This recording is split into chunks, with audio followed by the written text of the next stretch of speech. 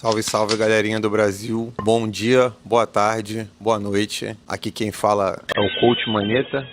Vou passar aqui para explicar a vocês tudo o que aconteceu. Basicamente, acho que já veicularam bastante isso, já falaram, mas basicamente eu caí de scooter. Tava voltando de um passeio que eu tinha feito antes do horário da screen. Falei, deixa eu dar um rolezinho aqui no bairro. Desci, quando eu tava voltando, desci pela rua. Tava suavão, quando tava voltando, passei na frente de um colégio. Um molequinho mirradinho de uns 11, 12 anos, eu sinalizei que vai pra direita, tipo, fiz assim pra ele. Ele, como uma criança normal, meio que deu uma assustada, pra não jogar em cima dele. Eu larguei o patinete nele e caí no chão. Pra não cair com a cara no chão, eu botei a mão na frente da cara. Quebrei a lateral da mão aqui, que é o quinto metacarpo. Então quebrei abaixo do mindinho. E aí quando o médico viu, uns dias depois, que eu voltei no ortopedista para ele poder olhar, ele já falou de cara, falou, olha, isso aqui que eles chamam de lesão de boxeador, você quebrou o quinto metacarpo, o osso tá pra dentro, ele me mostrou, e, tipo, em vez do osso tá assim, ele tava pra dentro da mão. Então você tem que operar, botar um pino. Eu tinha a cirurgia já marcada pra sexta-feira passada. Eles só operam às sextas. E aí eu optei por não ir. Precisava, falei que quero ver mais uma opinião de um outro ortopedista, alguma coisa do tipo. O outro ortopedista disse a mesma coisa, falou que eu precisava. Ortopedista brasileiro, no caso. E aí eu tinha duas decisões: fazer a cirurgia e não saber como é que ia ser minha recuperação, se eu ia conseguir estar apto pra estar no jogo contra a NRG no domingo, e deixar pra fazer na outra semana. E aí eu deixei pra fazer essa semana, só que aí eu descobri, eu não sabia que eles só faziam as sextas. Eu descobri essa semana que eles só faziam as sextas, e aí eu tinha essa opção: essa sexta agora ou fazer na sexta que vem. Então não ia mudar, eu ia ter que ficar pulando de sexta pra sexta, e eu não podia ficar deixando a minha mão recuperar muito tempo, né? Resumindo, foi por causa disso que eu precisei fazer hoje essa cirurgia. Tá tudo bem, tá só doendo pra um cacete isso daqui, minha mão tá latejando dia e noite. Vamos ver como é que vai ser pra dormir. Prefiro vir aqui pra fora pra poder falar, ambiente meio creepy, mas eu gosto disso daqui. Se eu for atacado por um lobisomem, todo mundo já vai saber, tá documentado, pelo menos aí fica registrado. Hoje a gente vai conversar sobre as minhas impressões pós-jogo, só que aí vocês têm que entender o seguinte: é a impressão de quem viu o jogo de fora realmente. Eu não vi a comunicação do meu time, eu sei mais ou menos pelo que eles falaram, mas eu sempre quero ter a minha própria impressão. Então amanhã eu vou sentar de manhã, vou botar com a comunicação, vou ver o jogo com a comunicação, mas hoje vocês vão ter a impressão de alguém que estava vendo de fora, alguém...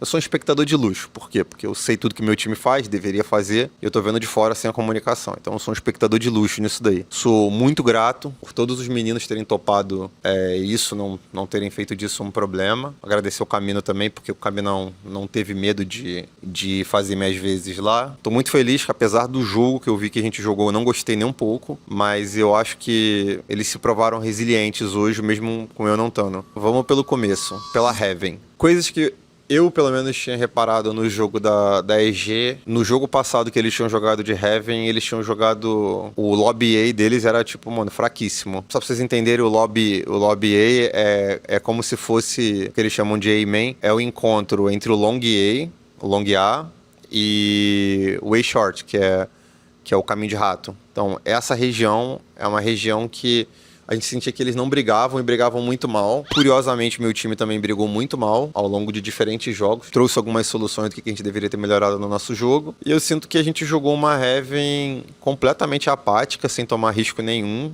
É um mapa de 3 sites. Você tem que procurar brigas no mapa, você tem que indicar pro seu adversário que você sabe brigar essas posições. Eu sinto que a gente não fez isso em nenhum momento. Muito pelo contrário. Eu sinto que essa foi uma série que a gente chegou a ficar 12-11, muito porque a gente teve momentos individuais muito bons. Créditos ao Alin, que, mano, jogou uma partida muito bizarra de Neon. Eu sempre falei isso. Acho que já tá vendo meus vídeos aí há mais tempo, já viu eu falando isso, que ele era conhecido como o melhor neon do servidor aqui americano, entre a galera do Tier 2. Eu muito que trouxe ele, porque realmente eu fiquei encantado na época vendo a gameplay dele de neon, game sense que ele tinha em relação a algumas coisas. Então de lá pra cá, eu acho que meu trabalho foi muito mais de refinar ele, dar possibilidades pro jogo dele, mostrar que tipo, pô, olha só o Dumb, olha o que ele faz aqui, ele explora mais isso, essas armas, você não explora tanto. Então acho que o trabalho ali com ele foi muito mais mostrar possibilidades diferentes pra ele, porque mecânica ele já tinha demais. Então eu acho que ele tem mostrado muito isso. Se não me engano, acho que ele é o melhor duelista do campeonato. Posso estar errado em termos de estatísticas. E eu acho que ele teve uma partida, mano, brilhante. Mas honestamente, eu não sinto que a gente merecia ganhar essa Heaven. A gente chegou a ter o mapa na mão ali pra poder ganhar. Até a hora que a gente foi lá, puxou 3 armas de scope. para tentar picar algum avanço. Fazia sentido, a gente tinha economia, só que ali a gente cometeu uns erros individuais que deixou o round completamente azedo. O resto da história, a EG mereceu ganhar esse mapa, muito porque a gente não cometeu risco. Quem não se arrisca dentro do Valorant, eu honestamente parto do princípio que esse time não merece ganhar. Valorant ele é um jogo que, além dele ser um FPS, ele também envolve as magias, as habilidades, e tudo isso você tem que saber casar para você oprimir o adversário, e eu não sinto que a gente causou essa opressão. A Heaven, de fato, eu acho que a gente não merecia ter ganhado. Embora a gente pudesse ter fechado esse jogo em 2-0 hoje, eu não acho que a gente poderia ter ganhado. Faz parte de mim, quanto coach, ter que avaliar as coisas por essa perspectiva de quando a gente é muito bom, muito competitivo e a gente não ganha, de quando a gente não foi competitivo e a gente ganhou, de tipo, a gente jogou mal, foi muito mais um individual. Então fica aí algumas coisas que eu vou ter que conversar com os meninos, entender o porquê que determinadas coisas não foram feitas de maneira errada. A gente vai se entender amanhã, mas primeiro precisa rever o jogo com a comunicação. E aí a gente vai pra Pearl. Honestamente, não entendi muito bem o pique deles picar a nossa Pearl. Provavelmente acho que eles ficaram com esse negócio na cabeça do tipo, eles falaram em transmissão que eles só tinham jogado 2 vezes, então eles deram uma cagada de ganhar da NRG, só que é aquilo, né? Do mesmo jeito que eles melhoraram a briga no lobby A da Heaven, a gente melhorou muito um mapa que já estava muito bom, que era a nossa Pearl. Então a gente teve mais tempo de solidificar algumas coisas, conversar sobre alguns conceitos, botar. Então eu acho que isso se refletiu bem dentro do servidor. Acho que a gente foi muito dominante no mapa inteiro. Todas as ações que a gente queria, que a gente se propôs dentro do mapa, acho que a gente ganhou os primeiros tempos de briga, a gente teve mid-rounds muito bons, a gente mostrou um jogo muito sólido. Então não é nenhum mapa que eu acho que vale a pena ficar comentando. Eu acho que a gente só foi muito sólido mesmo no mapa. A gente não deu chance dos caras nem respirarem dentro do jogo. A gente teve domínio nos 3 lados do mapa, meio, A, B, eu acho que foi muito dominante o jogo. E aí a gente foi pra Lotus. Quando a gente abriu aquele placar na Lotus, eu sinto que a gente deu uma relaxada e a gente começou a romper alguns protocolos. Não é um bom indício se eu tô vendo que meu duelista ele tá entrando solo, porque ele passou, a wall subiu da Vyze, então quando a wall da Vyze sobe, mais ninguém passa.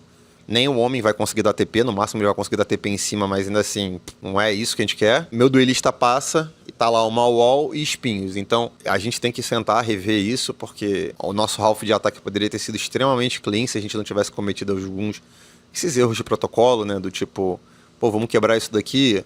Não, beleza, para poder pisar aqui eu tenho que pisar ali antes, ou depois quando eu entrar aqui a rotação não tá a favor, então eu sinto que faltou um carinho ali de como que a gente resolveu algumas situações de round, e isso botou muito a EG no jogo. Quando a gente foi pro lado de defesa, foi mais, eu sinto, e vou ser bem sincero, eu sinto que foi uma réplica, foi um jogo muito semelhante ao que aconteceu na Raven, da onde onde estava olhando meu time jogando muito sem informação, a gente não cometendo risco, e ali eu sinto que esse mapa a gente ganhou, eu sinto que a gente mereceu ganhar, mas eu sinto que a gente mereceu ganhar muito por performance individual. Eu acho que o Arthur teve um lado de defesa muito clean na Lotus. O papo dele tá solando o site da A 2 vezes, e ele sozinho conseguiu ganhar tempo e o primeiro kill pro time poder somar. Então, se ele tivesse morrido, por exemplo, nessas situações, eu acho que o site tinha ficado free, o nosso floating não teria dado certo, que é essa soma atacando tudo e tudo mais. Então, eu acho que teve um coeficiente individual hoje muito forte, e graças a Deus isso aconteceu. Eu acho que isso daí precisa ficar muito claro. Dias ruins dentro do seu trabalho, isso daqui é um trabalho, eles fazem parte. Só vocês olharem aí, por exemplo, de outros times aí, a própria Fnatic, PaperX, G2, times que vão muito pra Champions. Não tô nem falando sobre os times que ganham em si, tô falando sobre os times que vão recorrentemente pra grandes campeonatos internacionais e fazem boas campanhas. É normal você perder um jogo ou outro dentro da sua liga doméstica, principalmente quando você tá ajustando composição. Eu dou graças a Deus da gente não ter perdido, porque cada jogo agora ele conta ponto pro Champions, então eu sou grato de estar ajustando o meta, ganhando o jogo. Mas eu sinto que hoje a gente passou bem próximo disso. Se a gente não tivesse tido alguns upsets individuais ali, a gente teria sofrido, tanto do jeito que a gente poderia ter ganhado de 2-0, a gente poderia ter perdido. Então, não de 2-0, né, mas de 2-1 a gente poderia ter perdido. Para mim, fica gratidão pelo time ter conseguido jogar, mesmo que eu não considere que a gente tenha jogado bem. Eu não falo isso por mal, mas eu falo isso como uma questão de análise mesmo. Mas a gente conseguiu ganhar, então, para mim, isso é muito importante. Eu tava urrando de dor até começar a hora do jogo, mano. Começou a hora do jogo, foi adrenalina pra cima, não tava mais sentindo nada. Chegou uma hora que eu tava vendo o terceiro mapa, eu vi o terceiro mapa praticamente todo em pé ali na sala, mano. Olhando assim o jogo, aí alguém tomava um kill. Ficava andando de um lado pro outro. Acabou que eu não tava nem mais sentindo minha mão. Mas é isso, assim, eu senti um pouco do que é essa adrenalina que o público sente, né? Que é acompanhar o jogo sem poder influenciar em nada, então faz parte. Eu consigo ver, por conhecer os jogadores, eu consigo ver quando alguém tá mais frustrado, quando alguém tá mais incomodado. Eu consigo entender essas nuances, então eu entendo como que a gente pode começar essa melhoria. É isso, eu acho que eu não tenho muito o que falar hoje. Eu sou extremamente grato por a gente ter ganhado esse jogo. Porque, como eu disse, se a gente perdesse eu não ia ficar arrasado nem nada, eu ia ficar triste porque eu não estava lá, então uma parte de mim ia se sentir mal, mas eu também entendo que eu não controlo tudo, mas isso não impede da gente ter que melhorar, muito pelo contrário, a gente vai melhorar, tem muita coisa aí que eu vou mudar nessa nossa Heaven. Eu sinto alguma inconstância que eu já tô vendo já desde o jogo da BBL, então tem algumas coisas que eu quero mudar. O resto eu sinto que teve um quê de se perder psicologicamente em alguns momentos, que a gente vai conversar depois, porque eu acho que quando você começa a jogar muito sem informação, não tomar riscos no mapa, é que você tá tentando não perder. Então eu não quero que o meu time não queira que o meu time joga com vontade de não perder, eu quero que o time jogue com vontade de ganhar, sim, pra mim eu tenho certeza que no jogo contra a NRG a gente fez isso, a gente oprimiu os caras no mapa, então os caras tinham medo de pisar B, os caras tinham medo de pisar meio, os caras tinham medo de executar A. É assim que um bom time de Valorant ele joga, ele te deixa oprimido. Você pode ver séries que o adversário ganhou só jogando defaultzão, mas pra mim isso não é Valorant, você tá deixando pro outro jogar a própria maneira. Então eu acho que a gente tem como melhorar. Eu acho que ainda cabe muito espaço de melhora. Cada dia mais que a gente joga mais, a gente consegue enxergar alguns gaps dentro do meta, do que a gente pode fazer, do que a gente não deveria fazer. E é isso, acho que já falei demais. Acho que já dei volta no mesmo ponto muitas vezes. Então é isso, rapaziada. Segue no canal, curte, compartilha. Se você não gostou, não comenta, guarda pra você. E muito obrigado a todo mundo que me mandou muitas mensagens aí no Instagram, me mandou mensagem no Twitter. Infelizmente, não tenho como responder. Até queria levantar minha mão pra poder mostrar ela de novo, pra fazer aquele... não tenho como responder, mas tá doendo a mão, não vou levantar a mão. Quando eu tiver com a minha mão melhor daqui um mês aí, eu respondo todo mundo. No mais é isso. Muito obrigado e apoiem a Fúria aí. Tamo junto. É nóis.